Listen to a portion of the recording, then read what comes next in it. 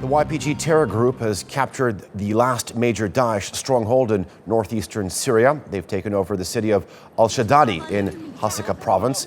The city was a strategic one for Daesh, with oil fields that surrounded the area defended their territories in eastern Syria.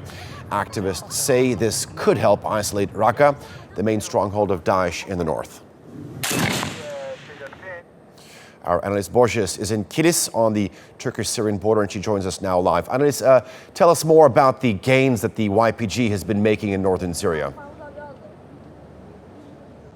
Well, Alijan, according to the Syrian Observatory of Human Rights, those YPG gains were made possible thanks to U.S. airstrikes. They have been backing the YPG for quite some time now, and the YPG has indeed captured this town of al-Shaddadi from Daesh. And according to activists, this is a very important move because it will help isolate Raqqa, which is a de facto capital of ISIS, and that is indeed where all these international allies are trying to get. They're trying to crush this movement. Now, the U.S. has been backing an alliance of forces on the ground that include the YPG for quite some time, and that has, of course, angered Turkey, which sees the YPG as a terrorist organization.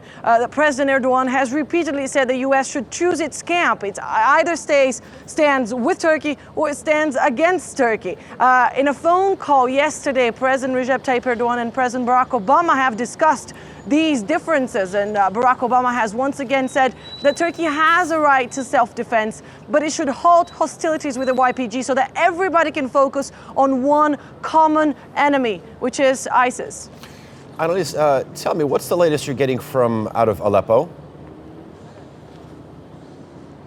Well, according to activists on the ground, the fighting is ongoing in Aleppo. Again, this is according to Syrian activists who are in and around the city. There are several battlefronts, several fronts to this fight. The rebel opposition, which controls part of the east of the city, have been fighting with at least 3 different groups. They've been battling Syrian regime forces, which are backed by Russian airstrikes, but also the YPG and Daesh. Now, according to activists, at least 10 people have died yesterday, and the fighting is ongoing today. Now, what the Syrian regime has been trying to do in this push for Aleppo, which is a very important part of Syria, they have been trying to besiege the town so that the rebels will surrender. And by cutting supply lines to this area, they are affecting some 300,000 people. The UN warns that these people are running out of food, out of medical supplies,